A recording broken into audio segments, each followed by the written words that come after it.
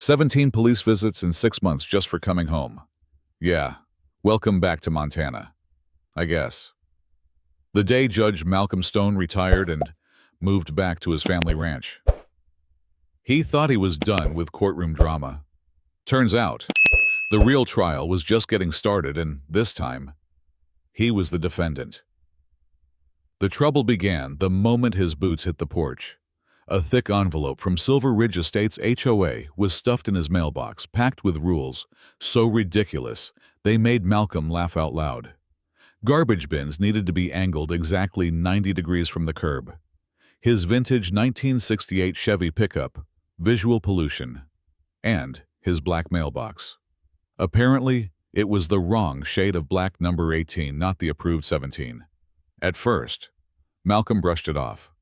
He'd seen bigger bullies in court. But then came the knock on the door.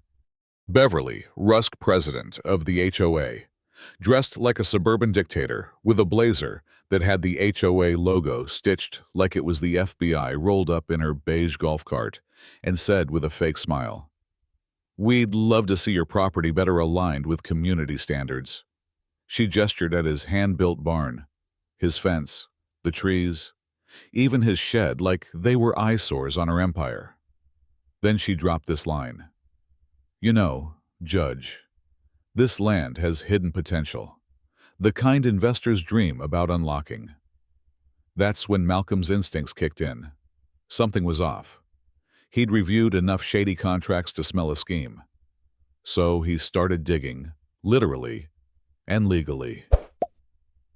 3 days later, Beverly sent cops to his ranch claiming Malcolm's lawnmower was too loud and his scarecrow was threatening to local children.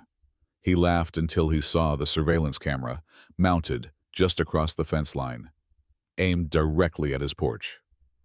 Let me back up a sec, here comes the twist. That night, Malcolm pulled every record he could find, and there it was, a dusty old covenant filed back in 1949. Signed by his grandfather and 5 other ranchers. It forbid any industrial use, any mining, on that land forever. If anyone violated it, ownership rights bounced right back to the heirs. Malcolm nearly dropped the file. Beverly wasn't just annoying, she was trying to flip the land for a mining company. And she'd mortgaged everything on it. So he did what judges do best. He built a case. At the trial, Beverly cracked, under oath. She ranted about the surveys, the cameras, even called Malcolm a dying old fool who was supposed to fold. Her own emails to Apex Minerals were projected on a screen. Her voice, recorded from HOA meetings, revealed her plan to drive him out. When the gavel fell, the courtroom went dead silent.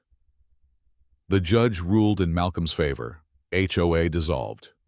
Mineral rights invalidated. Beverly bankrupt, humiliated, and escorted out past reporters with her golf cart towed for illegal use of private land. These days, the ranch is peaceful again. Kids ride bikes where security patrols used to lurk. The HOA signs, Malcolm turned them into garden stakes. And as the sun sets behind the ridge, he sips whiskey on his porch, same view, whole new world. But here's the kicker. What would have happened if Malcolm wasn't a judge? If he didn't know how to fight back? If that covenant didn't exist? You see, the system worked this time. But it only works if someone knows how to use it.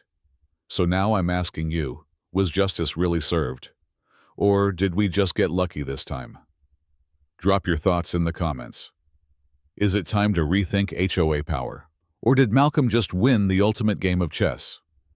And hey, don't forget to like, subscribe, and share this story if you believe one person can still stand up to a system built to crush them.